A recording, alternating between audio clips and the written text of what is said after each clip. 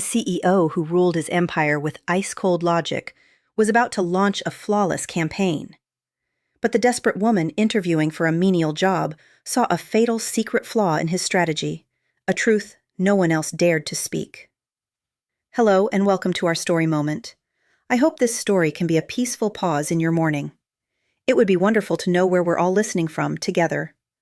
Please leave the name of your city in the comments below.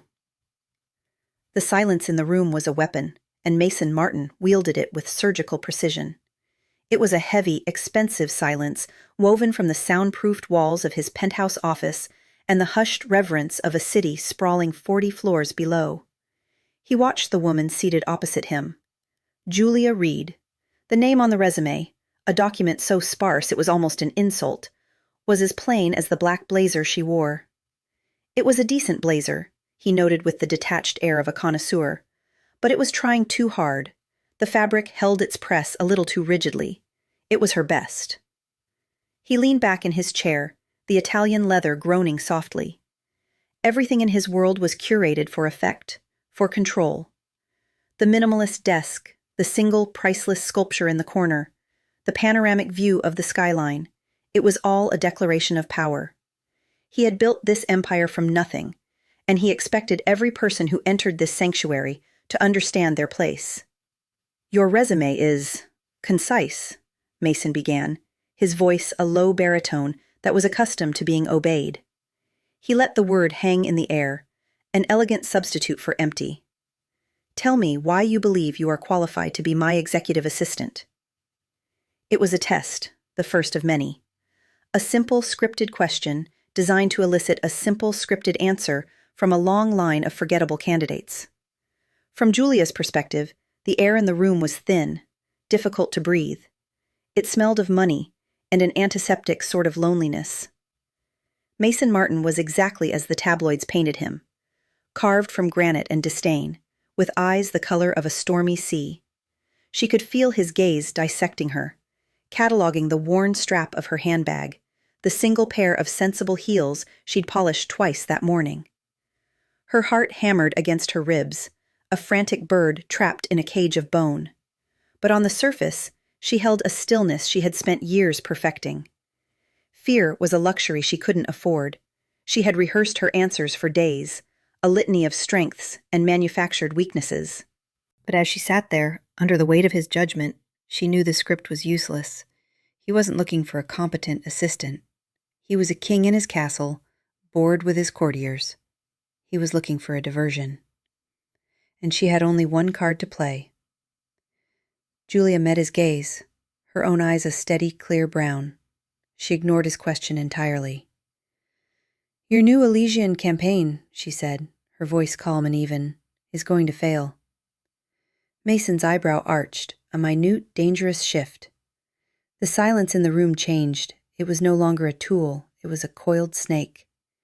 He had expected deference, perhaps a bit of nervous flattery. He had not expected a declaration of war. For a moment, a flicker of pure, unadulterated annoyance tightened his jaw. Who was this woman, with her empty resume and her department store blazer, to critique a $30 million marketing strategy? He said nothing, letting her hang herself with her own audacity. Julia's hands were clasped in her lap, her knuckles white, but her voice never wavered. "You're marketing a luxury fragrance to a millennial audience by emphasizing exclusivity and legacy, but you've misunderstood them. That demographic doesn't aspire to the old definitions of luxury. They value authenticity, narrative, and ethical sourcing. Your campaign feels inherited, not earned. They'll see it as another out-of-touch corporation telling them what they should want." She had noticed it on the glossy digital display in the lobby while waiting, a glaring miscalculation that spoke of an echo chamber at the top. Mason stared at her. The initial irritation was still there, a low hum beneath the surface, but it was being crowded out by something else, something unfamiliar. It was a reluctant spark of interest.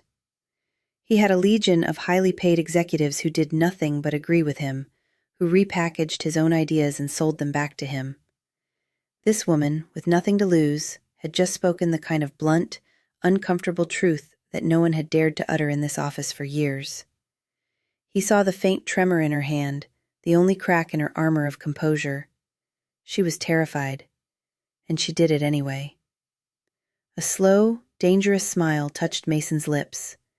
This was far more interesting than a standard interview. This was a gamble.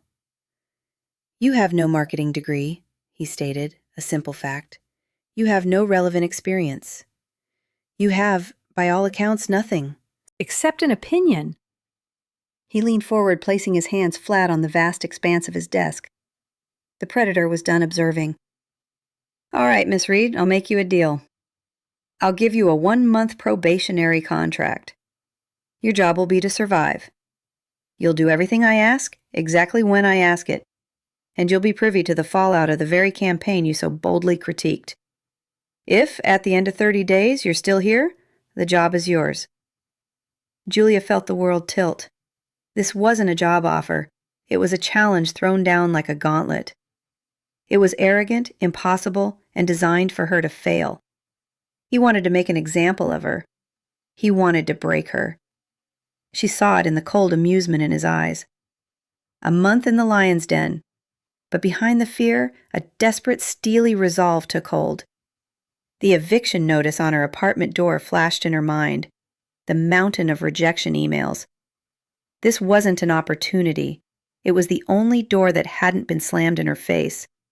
It was a cliff edge, and the only way forward was to jump. She looked Mason Martin directly in the eye, the king in his glass tower. The fear was gone, replaced by the quiet fire of a survivor. "I accept." The door clicked shut, and Julia Reed was gone. The silence she left behind was different.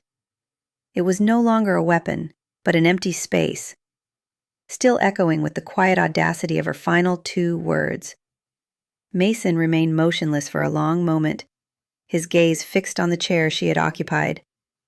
He picked up her resume again, the single sheet of paper feeling absurdly light in his hand. It told him nothing. High school diploma, a string of temp jobs, a gap of 2 years. It was the resume of a ghost. He swiveled his chair to face the window. The city was a glittering tapestry of light and ambition, a concrete jungle he had conquered and tamed. Every skyscraper, every thread of traffic, moved in a predictable, orderly pattern. His pattern. His world was a fortress built of rules, logic, and ruthless efficiency. He despised incompetence with a visceral, burning passion. It was a form of chaos, and chaos was the enemy. His mind flashed back unbidden to just 2 weeks prior, to assistant number 12, a young man with an impeccable Ivy League degree and a perpetually nervous smile. Mason had asked for the quarterly logistics file. The assistant, eager to please, had produced it in under a minute, but he had filed it under L for logistics instead of Q for quarterly, as Mason's hyper-specific system dictated. A minor error, a correctable mistake. Mason had fired him on the spot. He could still see the young man's bewildered face. "But it's the right file," he had stammered. "Order is not a suggestion," Mason had replied, his voice flat as ice. "It is the foundation of success. You have compromised the foundation." He had felt nothing then but a weary sense of disappointment. Another failure. Another cog in the machine that didn't fit. He was surrounded by sycophants and well-credentialed fools who could follow instructions but couldn't think. They lived in fear of his rules, but they didn't understand the philosophy behind them. And then Julia Reed had walked in. She was the personification of chaos.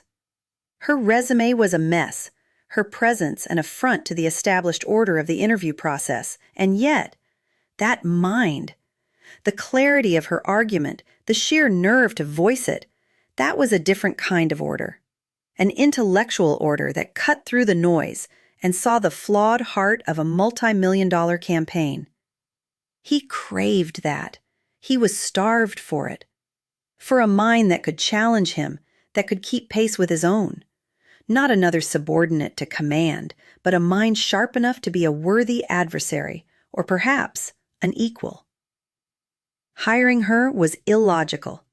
It was a breach of his own protocol, a gamble based on a gut feeling and emotion, and he loathed making decisions based on emotion.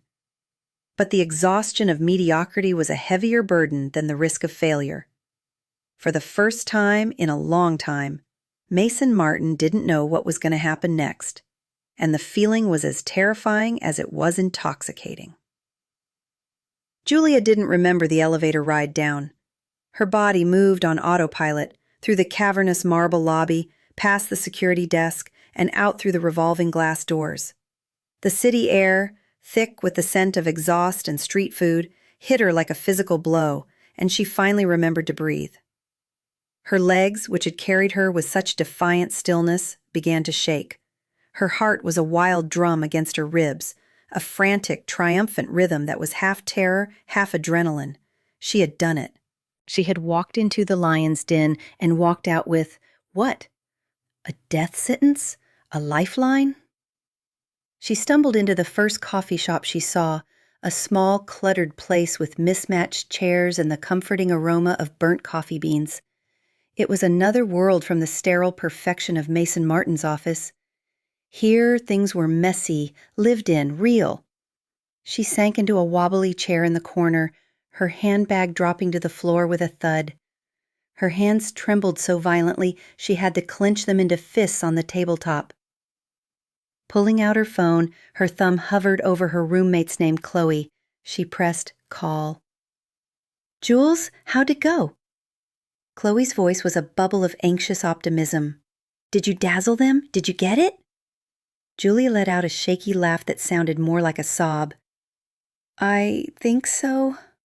I have a job for a month anyway." "A month? What does that mean, like a trial period?" "Something like that," Julia said, rubbing her temples. "Chloe, the CEO, he's exactly what they say he is. He's cold. He's impossible.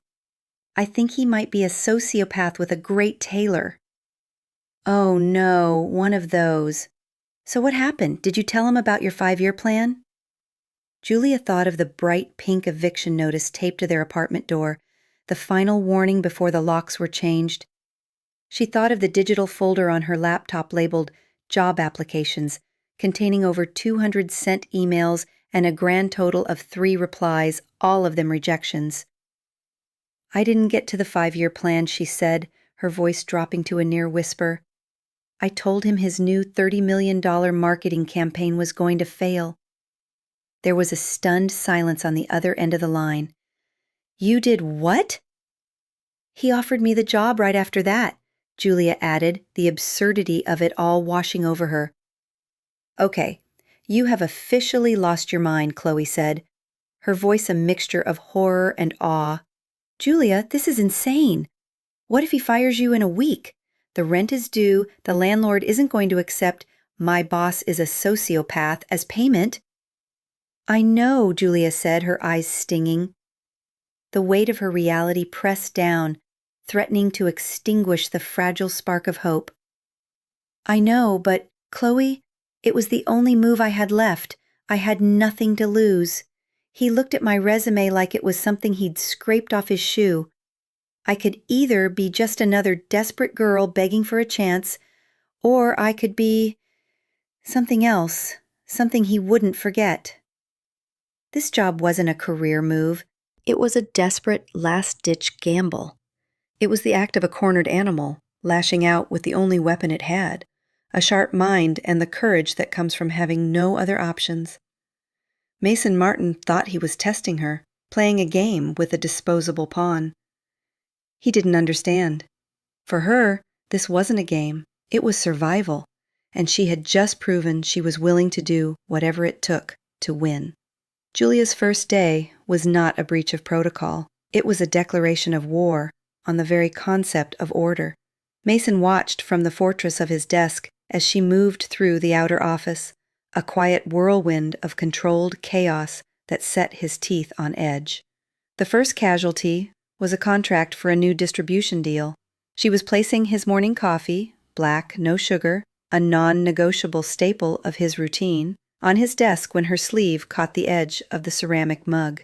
Time seemed to slow as the dark liquid arced through the air, landing with a sickening splash across the pristine white pages, a Rorschach blot of black on a $1 million agreement. Mason's entire body went rigid. A muscle in his jaw twitched violently. He had fired people for less, for a misplaced comma, for using the wrong font. This was a cardinal sin. He opened his mouth to deliver the execution order, but Julia spoke first. "Don't worry, it's the draft copy," she said, her voice infuriatingly calm as she blotted the mess with a napkin. "I made a duplicate for your signature this morning. It's in the blue folder, third from the top." He was left speechless, the sentence of termination dying on his lips. It was a deft, infuriatingly competent maneuver. She had anticipated the disaster and neutralized it before it happened. The next assault was on his schedule. His calendar was a masterpiece of efficiency, a digital mosaic where every 15-minute block was optimized for maximum profitability. At 10 a.m., he glanced at his tablet and found it altered. His 11 o'clock with the German investors had been pushed to noon. His lunch meeting was gone, replaced by a 30-minute block labeled decompression. And his 2 o'clock, a ruthless negotiation with a failing supplier, had been moved to the end of the day. He summoned her with a sharp buzz of the intercom. "Explain this," he commanded, his voice dangerously low as he gestured at the screen. "Mr. Schmidt is flying in from Berlin," she said, unfazed. "Giving him an extra hour allows for potential traffic delays, which reduces his stress and makes him more receptive to the initial pitch. And you can't effectively negotiate with the suppliers at 2 p.m. because you'll be mentally fatigued from the investor meeting. By moving it to 4, you'll be refreshed and they'll be tired and eager to close the deal." She paused. "I reprioritize the day based on the emotional state of the participants, not just the financial value of the meetings." It was the most illogical, unquantifiable, and utterly insane methodology he had ever heard. It was also, he grudgingly admitted to himself, brilliant. The final straw came in the afternoon. The hallowed silence of his office, usually punctuated only by the hushed strings of a Bach concerto, was invaded by a foreign sound, a soft rhythmic beat, a gentle looping melody. He recognized it as the lo-fi jazz his younger employees sometimes listened to. It was the auditory equivalent of a messy bedroom. He was about to smash the intercom button when the phone rang. It was Mr. Tanaka, the notoriously difficult head of a key Japanese partner firm.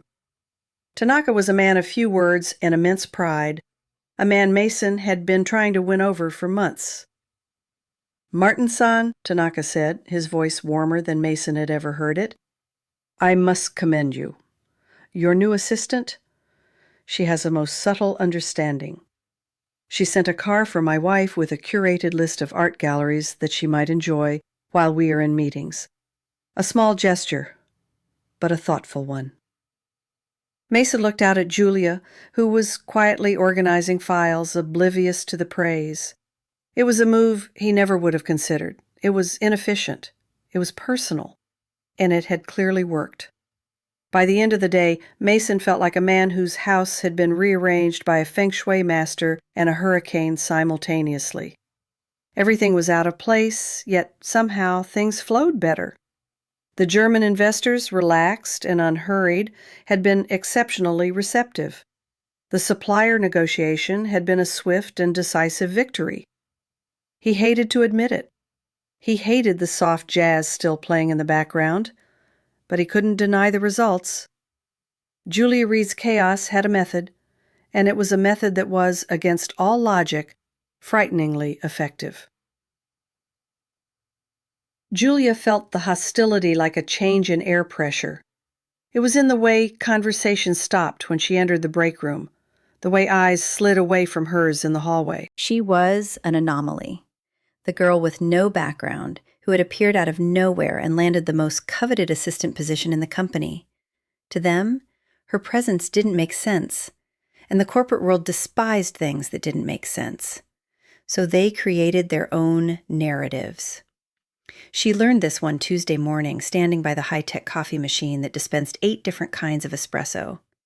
She was waiting for a latte, keeping her posture neutral, her expression placid, a technique she'd mastered to appear invisible. Just beyond the stainless steel island, 2 women from marketing were talking in hushed, venomous tones. One of them was Jennifer. Jennifer with her perfectly tailored sheath dresses and a smile that never quite reached her eyes. "No degree, no experience, nothing," Jennifer was saying, her voice a sharp whisper. "You do the math. There's only one way a girl like that gets a job like this. It's not what she knows, it's who she knows." The other woman giggled, a nasty conspiratorial sound. Julia's stomach tightened. It was uglier than she had imagined. They weren't just questioning her competence, they were assassinating her character. She took her latte, her hand steady, and turned. For a brief second, her eyes met Jennifer's. Jennifer's smile widened, a flash of predatory satisfaction. She wanted Julia to have heard. Later that day, Jennifer appeared at her desk, radiating an aura of false helpfulness. "Hey, Julia," she said, leaning in conspiratorially. "Just wanted to give you a heads up. Mr. Martin just had me move his 3 o'clock with the Henderson group. It's been pushed forward to 1:30. He seemed really stressed about it, so you should probably get the conference room prepped right away." Julia looked up from her screen. "Oh, that's strange. I just confirmed the catering for the 3 o'clock slot." "Yeah, it was super last minute," Jennifer said with a shrug, already turning to walk away. "You know how he is."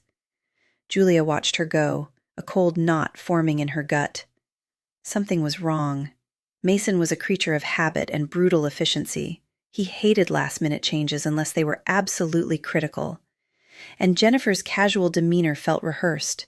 It was too smooth. Her eyes darted to Mason's private, synced calendar on her second monitor. The Henderson meeting was still firmly locked in at 3 p.m. There were no change notifications, no emails, no frantic calls. It was a lie, a deliberate, malicious trap designed to make her look incompetent and flustered in front of an important client. Jennifer wanted her to fail spectacularly. Julia felt a flash of hot anger, but she pushed it down, replacing it with cold, calculated calm. Lashing out would be a victory for Jennifer. It would prove she was the emotional, unqualified mess they all believed her to be. She waited 10 minutes, then walked calmly over to the marketing department, a tablet in her hand. Jennifer was at her desk, typing with an air of smug satisfaction. "Hi, Jennifer," Julia said, her voice light and pleasant. Jennifer looked up, her mask of surprise firmly in place. "Oh, hey. Did you get everything sorted?"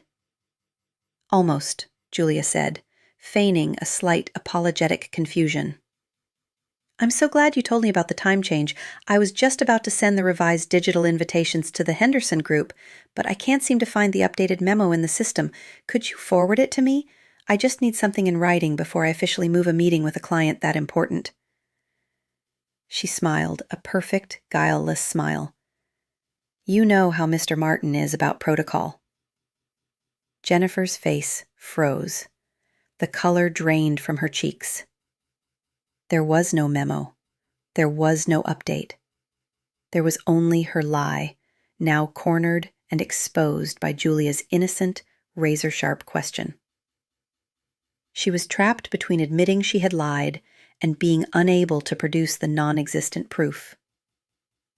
Jennifer opened her mouth, then closed it. For the first time since Julia had met her, she was utterly speechless. Julia held her gaze for a moment longer, the pleasant smile never leaving her face, before turning and walking away. The whispers might continue, but they had just learned she was not an easy target. The crisis arrived not with a bang, but with a single, devastating email. It landed in Mason's inbox at 8:02 a.m., and by 8:05, the entire 40th floor was vibrating with controlled panic. Mason stood before the floor-to-ceiling window, staring down at the city, but seeing nothing. On the conference table behind him, a tablet displayed the press release from their chief competitor, a company called Viridian. They had just launched Aura, a new fragrance with a bottle design, scent profile, and marketing angle that were almost identical to Phoenix, Mason's flagship project, which was set to launch in 6 weeks. It wasn't just a similar product, it was a surgical strike. 2 years of research, tens of millions in development, all of it potentially worthless. His legal team was already assembled, their voices a low, angry murmur of injunctions and intellectual property theft lawsuits. This is corporate espionage, his lead counsel, a sharp-edged man named Garrett, spat. They must have had someone on the inside. We'll bury them in litigation. We'll bleed them dry. Mason's world, his carefully constructed kingdom of order, had been invaded. His response was primal, instinctive. War. He would unleash the full might of his legal arsenal. He would crush Viridian, grind them into dust, and make an example of them for anyone who ever dared to challenge his dominance. The cost didn't matter. This was about retribution.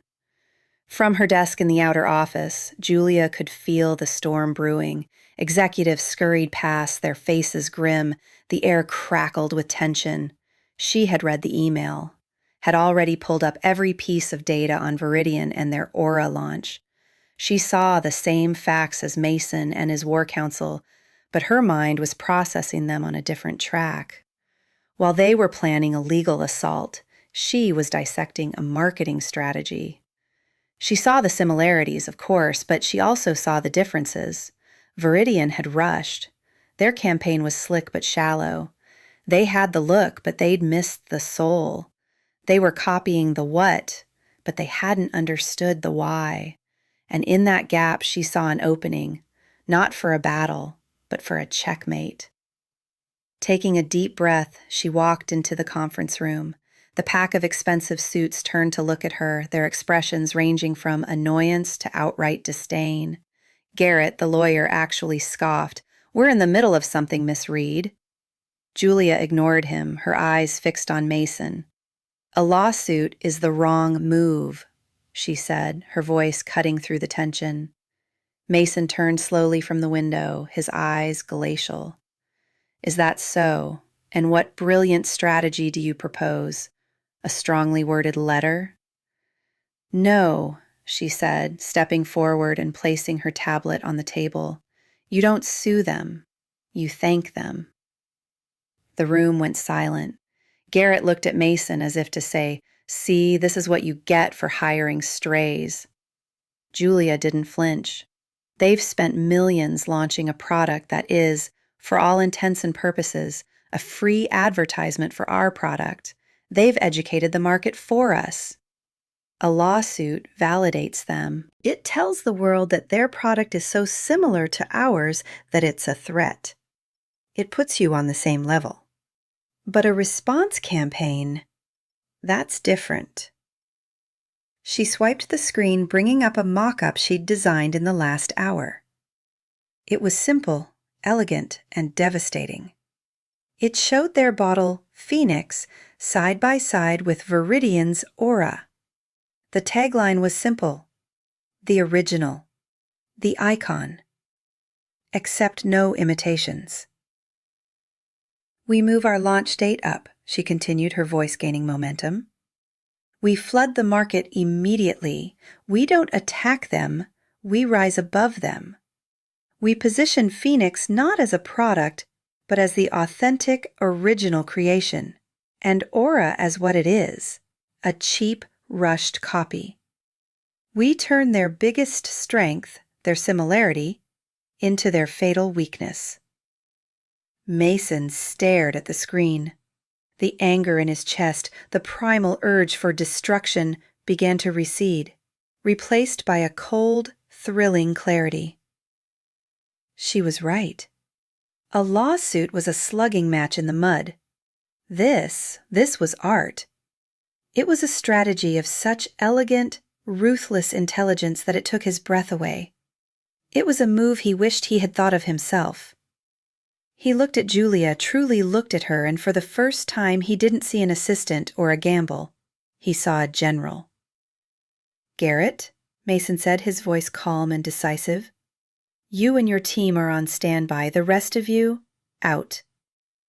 The executives and lawyers filed out, casting confused and resentful glances at Julia.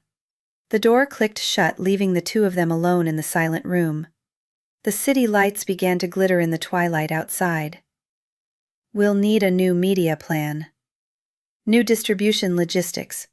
A complete overhaul of the launch sequence," Mason said, his mind already racing.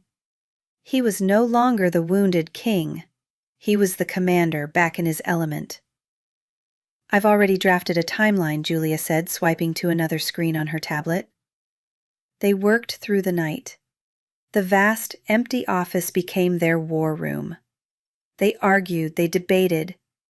They built on each other's ideas in a rapid-fire exchange of strategy and instinct. The formal barrier of CEO and assistant dissolved, burned away by the heat of the crisis and the intensity of their shared focus. There was no hierarchy, only two minds, perfectly in sync, working as one.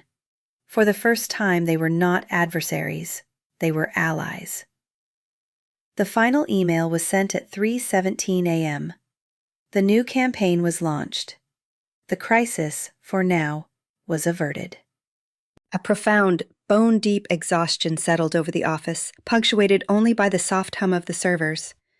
Mason leaned back in his chair, the adrenaline from their victory slowly draining away, leaving a hollow ache in its place. He looked over at Julia. She was slumped in her chair, her head resting on her folded arms on the conference table, fast asleep. In the harsh fluorescent light, with her hair slightly mussed and the sharp lines of her blazer softened, she looked younger, vulnerable.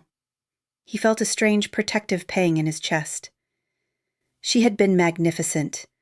Not just competent, but brilliant. She had met his fire with her own, and together they had forged a victory from the brink of disaster. His phone buzzed. A reminder. Dinner reservation, Ciel Bleu, 8 p.m. He had completely forgotten. Ciel Bleu was a temple of modern gastronomy, a place with a 6-month waiting list and a price tag to match. It was the kind of place he always went to. Controlled, perfect, predictable. Tonight, the thought of it felt profoundly unappealing. It felt empty. His mind drifted to a conversation from a week ago. He'd overheard Julia on the phone with a roommate talking about a tiny, hole-in-the-wall diner downtown. "They have the best greasy spoon burgers in the city, Chloe," she'd said, her voice full of a simple, unpretentious joy. The kind that makes you feel better about everything. On an impulse he didn't fully understand, Mason pulled out his phone. He canceled the reservation at Ciel Bleu with a curt text. Then, he found the number for the diner. "Leo's place," the tinny voice on the other end answered. An hour later, the scent of fried onions and grilled meat filled the sterile air of the 40th floor. The delivery guy had looked at Mason's Armani suit and the marble lobby with wide, disbelieving eyes. Now, 2 greasy paper bags sat on the polished mahogany of the conference table, a stark, beautiful sacrilege. He gently shook Julia's shoulder. "Hey." She stirred, blinking awake with a soft, disoriented sound. What time is it?" "Time to eat," he said, placing a foil-wrapped burger and a carton of fries in front of her. Her eyes widened, first at the food, then at him. The confusion in her gaze was plain. This was not in his rulebook. You didn't have to do that." "We earned it," he said, unwrapping his own burger. They ate in a comfortable silence, the only sounds the rustle of paper and the distant wail of a siren from the streets below. The formality of their roles, CEO and assistant, had vanished with the daylight. They were just 2 people, exhausted and victorious, sharing a meal. The burger was, he had to admit, absurdly good. He found himself watching her, the way she ate her fries with a focused, almost reverent appreciation. It was in that quiet moment, surrounded by the ghosts of their frantic work, that something in him cracked open. A wall he had spent a lifetime building. "I grew up in an orphanage," he said, the words coming out before he had a chance to stop them. He never talked about this. to anyone. Julia paused, a fry halfway to her lips. She didn't say, "I'm sorry," or any of the other useless platitudes he despised. She just watched him, her eyes full of a quiet, patient attention. "St. Jude's Home for Boys," he continued, his voice low. "It teaches you two things very quickly. One, that you can't rely on anyone but yourself. And two, that the world is chaos. The only way to survive it is to build your own order, to build walls so high and so thick that nothing can ever touch you." He looked around at the vast, empty office, at the glittering city beyond. "This company, it's not just a business, it's a fortress." He finally looked at her, expecting to see pity or maybe discomfort. Instead, he saw something else. The defensiveness she always wore like armor, the sharp, watchful intelligence, it had softened. In its place was a flicker of understanding. For the first time, he felt that she wasn't looking at Mason Martin, the CEO. She was seeing the boy from St. Jude's, the one who was still inside, building walls. And for the first time in his life, he didn't feel the need to be inside his fortress alone. Julia walked into the boardroom feeling a nervous, unfamiliar flutter of pride. The last few weeks had been a blur of hard work and quiet victories. The Phoenix campaign had been a resounding success, and a new, unspoken respect had settled between her and Mason. He was still demanding, still a perfectionist, but the cold distance had been replaced by a current of intellectual camaraderie. When he had called her into his office that morning and told her he was promoting her to head of strategy, she had felt a dizzying sense of vindication. "The board needs to see who is behind the Phoenix counter-strategy," he'd said, his tone matter-of-fact. "You'll present the results. This is your win, Julia. Claim it." Now, standing at the head of the long, imposing table, she felt the weight of that claim. The room was a study in old money and established power. The half-dozen board members, all men in their late 60s, regarded her with expressions of polite, dismissive curiosity. They were dinosaurs, relics of a bygone era of business, and she was an unknown species. She began her presentation, her voice clear and confident. She walked them through the data, the market analysis, the swift, decisive actions they had taken. She laid out the victory, piece by piece, her arguments sharp and undeniable. As she spoke, she could feel Mason's steady, approving gaze on her. For the first time in her life, she felt like she truly belonged. When she finished, there was a moment of silence. Then a board member named Mr. Abernathy, a man with a face like a disgruntled bulldog, cleared his throat. "An impressive result, Miss Reed," he said, his voice a gravelly drawl. "Quite a surprising outcome, considering your credentials, or lack thereof." Julia's smile faltered. The air in the room shifted, the polite curiosity curdling into something hostile. "I'm sorry?" she asked. "My colleague is referring to your resume," another member, Mr. Davies, chimed in, a thin, predatory smile on his lips. "We find no record of a university degree. In fact, we find very little of anything. It's highly irregular for someone in such a pivotal role." The attack was so sudden, so personal, it felt like a physical blow. This wasn't about the presentation. This wasn't about the results. This was about her. She felt a hot flush of shame creep up her neck. Her lack of a degree, the patchwork of temp jobs, it was the story of her struggle, of a life derailed by circumstances beyond her control. Here, in this room, they were twisting it into a mark of shame. "My results speak for themselves," she said, her voice tighter than she wanted. "Oh, indeed they do," Abernathy said, leaning forward, "which leads one to wonder what other assets you brought to the table to secure Mr. Martin's confidence so thoroughly." The insinuation was vile, unmistakable. They were painting her as a conniver, a seductress who had slept her way to a position she didn't deserve. The whispers she'd heard in the hallways, the rumors Jennifer had no doubt been spreading, had found fertile ground in this boardroom. She felt the eyes of every man in the room on her, stripping her down, judging her. Humiliation, cold and sharp, pierced through her composure. But she would not Let them see her break. She straightened her spine, lifted her chin, and held their contemptuous gazes. Her own history was one of fighting against impossible odds. She had faced worse than a roomful of entitled old men. Her eyes flickered to Mason. He was sitting at the head of the table, his expression unreadable, his hands steepled before him. She waited. She waited for him to speak, to cut them down with his sharp, incisive authority. He was the one who had put her here. He was the one who knew her value. He was the one who had shared a piece of his soul with her over greasy burgers in the dead of night. She waited for her ally to come to her defense. Mason did not move. From his perspective, watching the board members circle Julia like sharks, he felt a cold, calculated calm. He knew these men. He knew their prejudices, their arrogance, their resistance to anything new. He had fought them his entire career. This, he thought, was her final test. A trial by fire.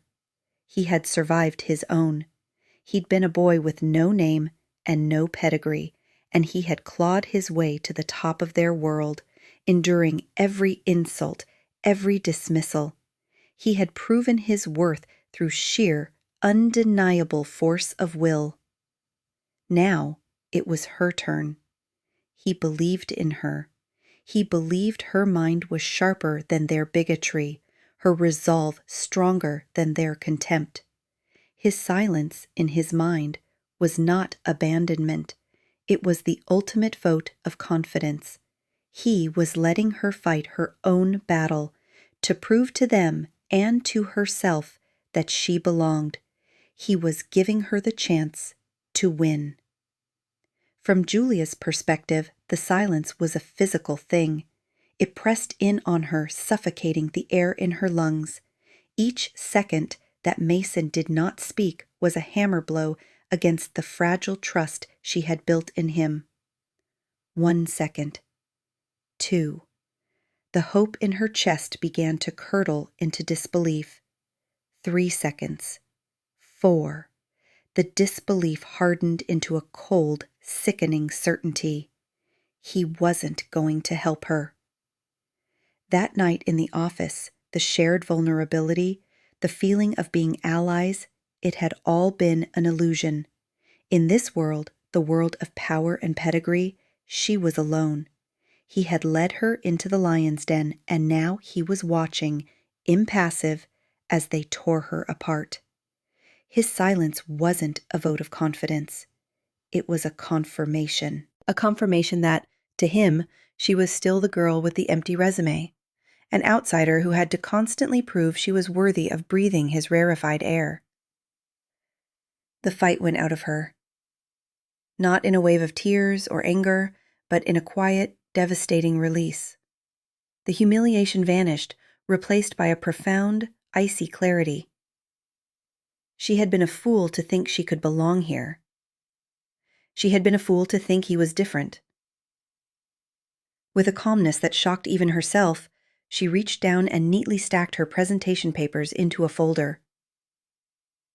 The small, precise movements cut through the tense silence of the room. She placed the folder squarely in the middle of the table. She lifted her head and looked not at the board members, but directly at Mason. Her eyes were clear, devoid of anger or pleading. They were simply empty. "Thank you for the opportunity," she said, her voice perfectly even. And then she turned, and with her back straight and her head held high, she walked out of the room, leaving behind a silence that was no longer a weapon, but a void. She left behind a stunned board and a man who had just realized, far too late, that in giving her the chance to win, he had ensured his own devastating loss.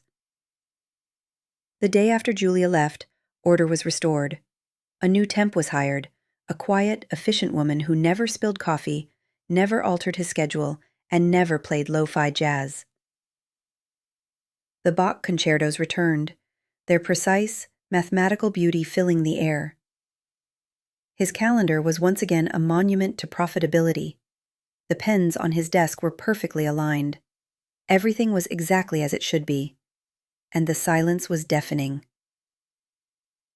Mason found himself standing at the window, staring down at the city, but his mind was a storm of echoes.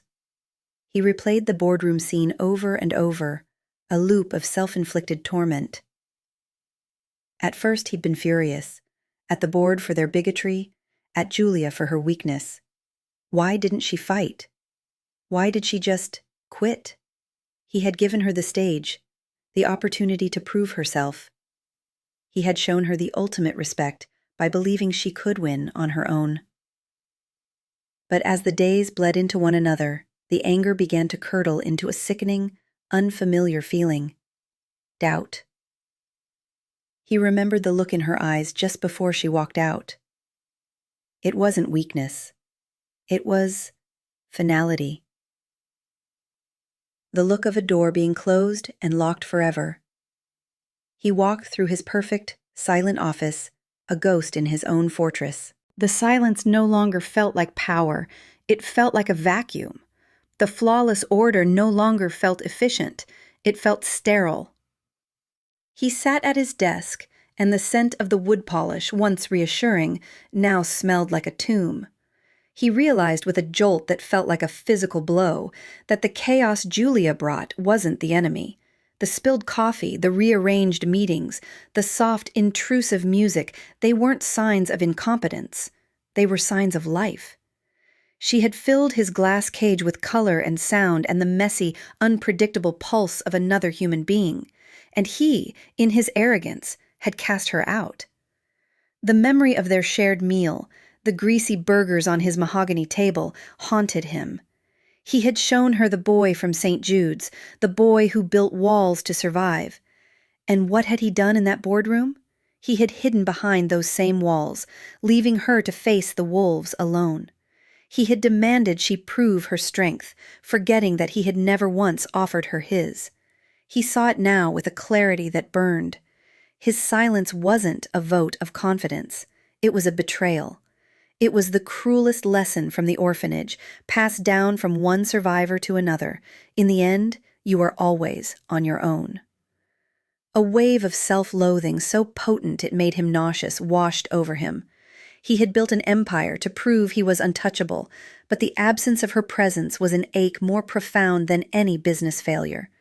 The fortress had done its job perfectly. It had kept everything out. And now he was its sole prisoner. He was wrong, not just mistaken, not just a strategic error. He was fundamentally, morally, catastrophically wrong. The realization offered no comfort, only the cold, hard certainty of his own damnation. It took his private investigator 4 days to find her. The address wasn't in a high-rise or a trendy loft district. It was in a part of the city he barely knew existed, a neighborhood of brick-fronted buildings and neon signs that flickered with a weary, defiant glow. The place was called the Crimson Note, a name that suggested cheap wine and sad songs. Mason stood across the street, a ghost in a $1,000 suit. The sound of a soulful saxophone melody drifted through the open door, mingling with the scent of spilled beer and fried food. People laughed, their voices warm and easy. It was a world away from his silent glass and steel fortress. It was a world that was alive. He felt a knot of something that might have been fear tighten in his stomach. He could command a boardroom of sharks, but the thought of walking through that door terrified him. He finally forced himself to move, his polished Italian shoes feeling absurdly out of place on the cracked pavement. Pushing the door open, he stepped inside. The warmth and noise washed over him. A small stage was tucked into one corner where a jazz trio was playing. The air was thick with the energy of people simply enjoying a Friday night. And there, behind the long, battered wooden bar, was Julia. She was wearing a black t-shirt and jeans, her hair tied back in a simple ponytail. She was laughing at something a customer said, her face illuminated by the red and blue glow of the neon signs behind her. She looked happy, At home. The sight of it was a fresh stab of guilt in his chest. He had offered her a kingdom, and she had found peace in a place like this. As if sensing his gaze, she looked up. Her laughter died. The warmth in her eyes vanished, replaced by a sheet of ice. For a moment, she just stared at him, a ghost from another life who had just walked into her sanctuary. Then, with a weary sigh, she turned away and continued polishing a glass with a white cloth. Mason's heart hammered against his ribs. He walked towards the bar, the crowd parting around him, sensing the sudden shift in the atmosphere. He slid onto an empty stool directly in front of her. "Julia," he said, his voice sounding rough, out of place. She didn't look up. She just kept wiping the same spot on the glass, over and over. "We don't serve your kind here, Mr. Martin." "I'm not here for a drink," he said, his hands clenched into fists on his knees. "I came to—" "I'm sorry." The words felt clumsy, inadequate. He had rehearsed them 100 times, but they sounded hollow even to his own ears. She finally stopped wiping and placed the glass down with a soft click. She lifted her head, and her eyes were as cold and empty as they had been when she walked out of the boardroom. "Sorry for what?" she asked, her voice flat. "For the public humiliation? For letting your board of dinosaurs insinuate I was your whore? Or are you just sorry you lost a competent employee?" "For all of it," he said, his voice raw. "I was wrong. I was arrogant. I thought I was testing you, but I was just being a coward." She let out a short, bitter laugh. "A coward? No. You are being exactly who you are, a king in his castle. You don't protect people, Mr. Martin. You test them. And if they fail, you throw them away. I just happened to fail." "You didn't fail," he insisted, leaning forward. "I did." She finally looked at him, truly looked at him, and he saw nothing but a vast, barren wasteland where their connection used to be. "Your apology doesn't fix anything," she said, her voice dropping to a low, cutting whisper that was more devastating than a shout. "It's just a way for you to feel better about what you did. It's for you, not for me. So take your apology and your guilt and get out of my bar." She turned her back on him, picking up another glass and beginning to wipe. The conversation was over. Around him, the music played on, the people laughed, but Mason felt utterly, completely alone. He was the most powerful man in the room, and he had never been more powerless. The humiliation of her rejection, so quiet and so absolute, was 100 times worse than any boardroom defeat. It was the feeling of a door not just being slammed, but ceasing to exist. Mason walked out of the Crimson Note and didn't stop. He walked for hours, the sound of the city a dull roar in his ears. Her words echoed with every step. "It's for you, not for me." She was right. His apology had been an attempt to ease his own conscience, another selfish act from a man who had only ever thought of himself. He had tried to buy forgiveness with a few hollow words, but she had shown him it wasn't for sale.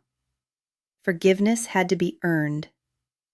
Redemption required a sacrifice. He finally stopped in the cold, pre-dawn light, standing before the monolithic glass and steel of his own building, his fortress. He looked up at the darkened penthouse office, his glass cage in the sky. He had built it to keep the world out, to protect himself, but all it had done was isolate him, blind him to his own failings. Julia hadn't just been an employee. She had been the first crack of light in his self-imposed prison, and he had sealed it shut again. A new resolve, cold and hard as steel, settled in his soul. Words were meaningless. Action was the only language the world and Julia would understand. He pulled out his phone, his thumb moving with grim purpose. He didn't call his driver. He called the chairman of the board, Mr. Abernathy. "Emergency board meeting," Mason said, his voice devoid of any warmth. "My office, 9 a.m. Be there." He hung up before Abernathy could reply. At precisely 9 a.m., the board was assembled. They looked ruffled, annoyed at the summons. Their faces a mixture of arrogance and apprehension. "Mason, what is the meaning of this?" Abernathy began, his tone condescending. "We have quarterly reports to—" "Shut up, Harold," Mason said, his voice so quiet and menacing it sliced through the room. The board members stared, stunned into silence. They had never heard him use that tone before. Mason remained standing at the head of the table, his hands planted firmly on its surface. He looked at each of them, his gaze lingering on Abernathy and Davies, the architects of Julia's humiliation. "A few weeks ago," Mason began, his voice a low, controlled burn, "a woman named Julia Reed sat in this room and presented a strategy that saved this company's flagship project. She turned a catastrophic threat into our most successful launch in a decade. And you, in your infinite wisdom, chose to attack her character, question her background, and insinuate the most vile, baseless accusations imaginable." He paused, letting the weight of his words settle. "I want to be clear. The failure in this room that day was not hers. It was mine. My failure as a leader was in allowing this boardroom, my boardroom, to become a place where such petty, prejudiced attacks are permissible. My arrogance was in believing that a brilliant mind needed to endure a trial by fire to prove its worth. My blindness was in not seeing that I was asking her to fight a battle I should have been fighting for her." He straightened up, his eyes locking onto Abernathy's. "I built this company from nothing. I built it on merit, on results, on being smarter and faster than everyone else. But I allowed a culture of snobbery and entitlement to fester in this room, and I let it poison something valuable. I let it poison someone valuable." He took a deep breath. This was it, the point of no return. "So here's what is going to happen," he said, his voice ringing with absolute authority. "You are going to draft a formal public apology to Miss Julia Reed.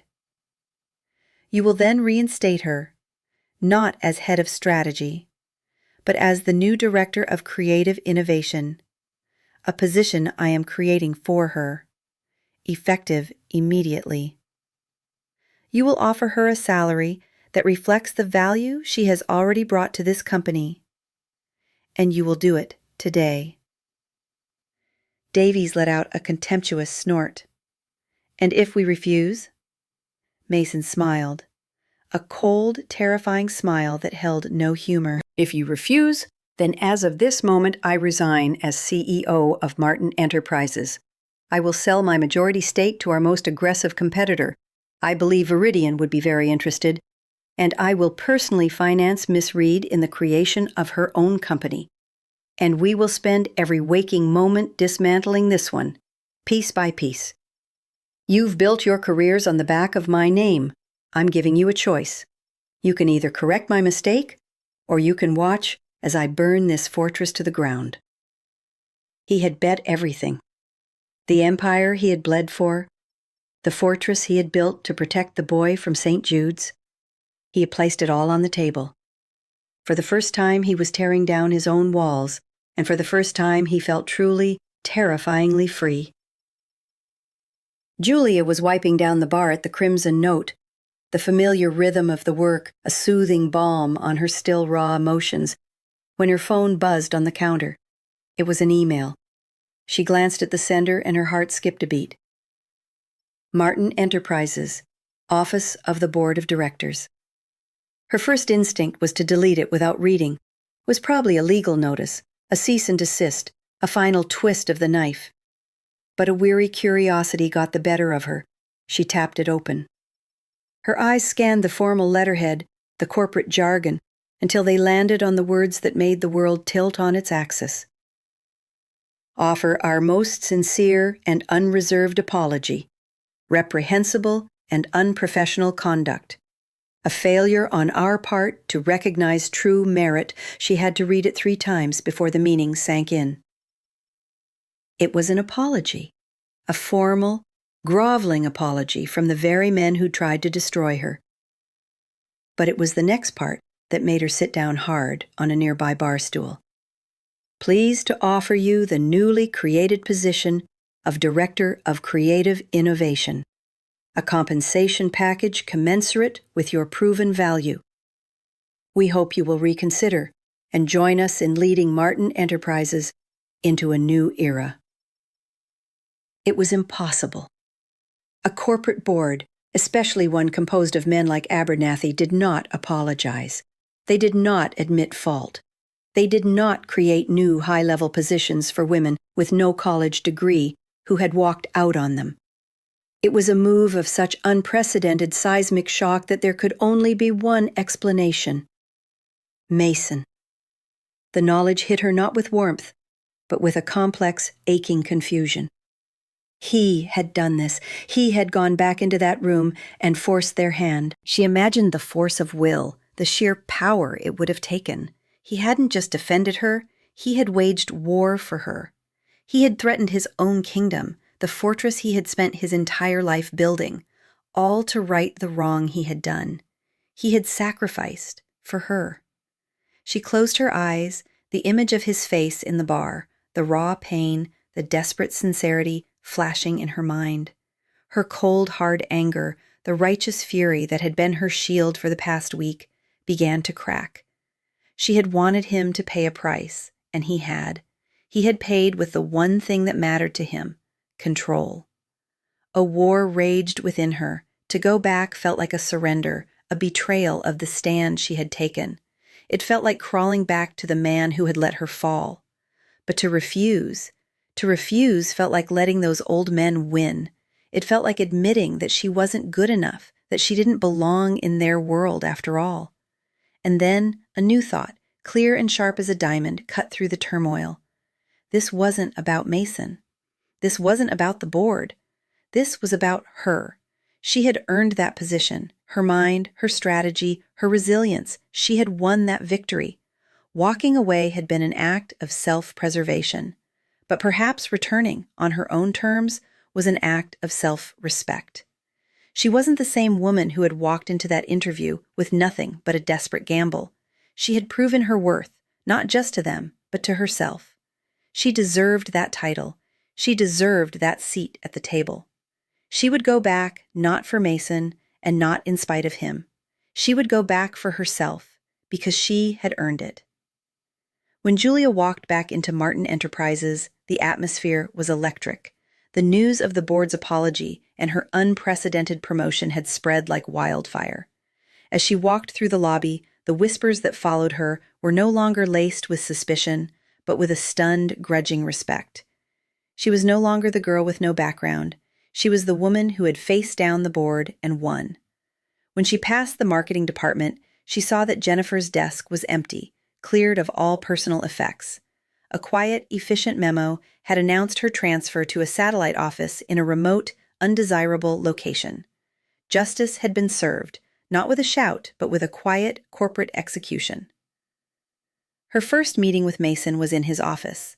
The place was the same, the minimalist desk, the priceless art, the staggering view, but something had fundamentally changed. The air was no longer a weapon, but a space waiting to be filled. An awkward, fragile silence stretched between them. He stood by the window, his back to her, watching the city below. From his perspective, Mason had never felt more exposed. He had spent the last week dismantling the very foundations of his life, and he wasn't sure what was left. He heard her enter, the soft click of her heels on the marble floor, and his heart hammered in his chest. He had done everything he could to right his wrong, but he knew it might not be enough.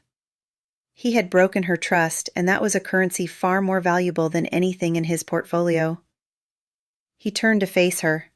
He had rehearsed another apology, a better one, but looking at her now, so composed and self-possessed, he knew the words were useless. She didn't need another apology. She needed the truth. "I'm not going to say I'm sorry again," he began, his voice quiet, stripped of its usual authority. "You were right. The words were for me. This is for you." He took a step away from the window, away from the symbols of his power. "I built this company to be a fortress. I built it so that no one could ever hurt me again, so that I would never have to feel like that powerless, abandoned kid from St. Jude's." His eyes, for the first time, were completely unguarded, and in them, Julia saw not a CEO, but the boy he had told her about. "The fortress worked," he continued, his voice thick with a pain he could no longer hide. "It kept everyone out, but the silence inside, the emptiness, I never realized how crushing it was until you were gone. Your absence was more painful than any business failure, more terrifying than any competitor. It was the only threat my walls couldn't protect me from." He took another step closer, his gaze locked on hers. "I need you, Julia. Not as an assistant, not as a strategist. I need you as a partner, to help me tear down these walls, because I don't want to be in this fortress anymore, especially if I have to be in it alone." He had laid his soul bare. The king had abdicated his throne, offering not a crown, but his own broken pieces. Julia looked at the man before her, the man who had betrayed her and then burned down his own empire to earn his way back. She saw the raw vulnerability in his eyes, the terrifying, beautiful truth of his confession. The last of her anger, the final sheet of ice around her heart, melted away. In its place, a slow, warm tide of forgiveness rose. He had finally learned that true strength wasn't in building walls, but in having the courage to tear them down. A small, genuine smile touched her lips. "Well," she said, her voice soft but steady, "it looks like we have a lot of rebuilding to do." 1 year later, the grand ballroom of the city's oldest hotel was filled with the soft clinking of champagne glasses and the warm murmur of conversation. The event was the inaugural gala for the Phoenix Initiative, a charitable foundation dedicated to providing scholarships and mentorship for underprivileged youth. It had been Julia's brainchild, funded by a percentage of the profits from the very perfume campaign that had brought her and Mason together. Mason stood near the back of the room, a glass of champagne untouched in his hand. He wasn't watching the crowd of city elites. His attention was fixed on the woman on the stage, Julia. She stood at the podium, bathed in a warm spotlight, speaking with a passion and confidence that held the entire room captive. She was still herself, still the brilliant, resilient woman he had first met, but now her talent was a beacon for all to see. He watched her and felt a surge of pride so powerful it almost stole his breath. A year ago, he would have been the one on that stage, commanding the room. Now he was content to be in the background, her silent, unwavering supporter. He had learned to find strength not in control, but in partnership. The fortress hadn't been destroyed, but its gates had been thrown wide open.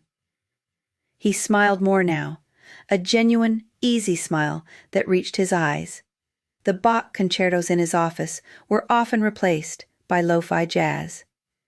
As she finished her speech to thunderous applause, Julia's eyes found his across the room. She smiled, a private, intimate message that was meant only for him. He made his way through the crowd towards her. She met him at the edge of the stage, and he took her hand, their fingers lacing together in a familiar, comfortable rhythm. "You were amazing," he murmured, his voice full of an admiration that was deeper than any business deal. "We were amazing," she corrected softly, squeezing his hand. They stood there for a moment, hand in hand, a quiet island in the swirling sea of the Gala. They were no longer the CEO and the assistant, the king and the commoner. They were Mason and Julia.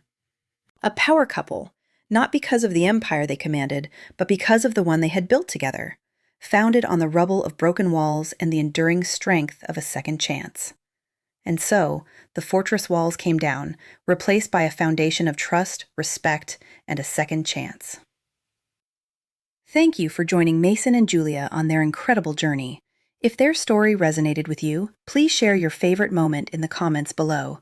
Your likes and subscriptions help us bring more meaningful stories to our community. We're so grateful to have you here.